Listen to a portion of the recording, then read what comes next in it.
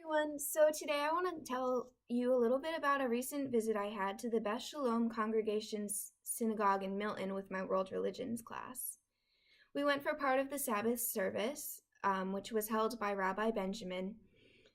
So before going, I wasn't quite sure what to expect, but one thing I wasn't expecting was that the women would be wearing yarmulkes. They were actually, in fact, and that shows the great gender equality that this specific congregation is trying to portray to the rest of the community. So the physical surroundings of the synagogue were very similar to that of any modern-day church. The structure was very plain. The walls were tan. It felt pretty normal. Once I entered into the area where the service was held, the first thing I noticed was the ark on the back of the wall.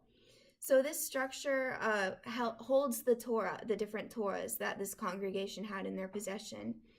The door to the ark was actually stained glass, and it had a pattern of nature on it, which I thought was fascinating because Rabbi Benjamin placed a large emphasis on creation and how everyone is created equal and everyone is created in the image of God. The rest of the back of the wall actually showed nature physically because it was all just plain glass windows facing a very beautiful part of the world, especially for Milton. Saying nothing bad against Milton, nah.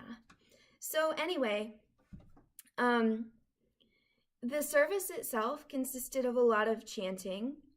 It was all done in Hebrew for the most part. There was a little bit done in English, but it definitely showed the deep-rooted knowledge and respect and the claiming of faith and dedication of the entire congregation, because I'm pretty sure they all knew what they were saying and what they were saying meant.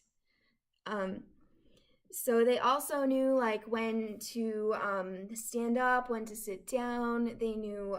So there was a portion of the service when they went up to the ark and they took the Torah out and laid it down for reading, but there was also a march around the sanctuary where different members of the congregation actually kissed the Torah. So that shows such a deep reverence for their faith. Rabbi Benjamin's attitude during the service was very welcoming to us.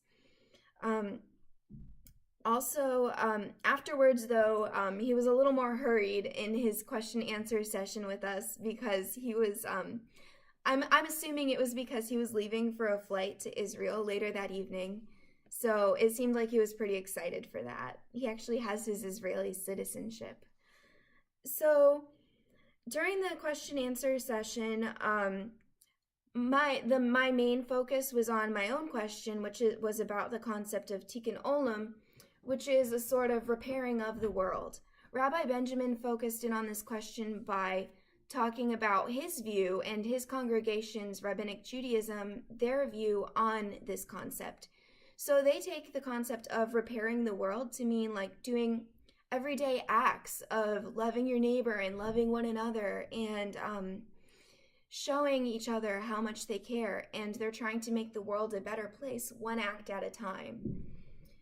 So a lot of other little questions were asked, none less important than the other, but they were what you would expect from a group of Christian college students.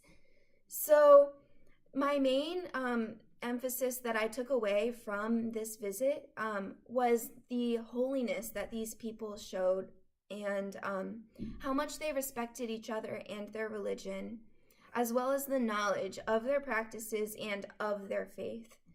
So I was inspired by these people to learn about my own faith and to be dedicated to it.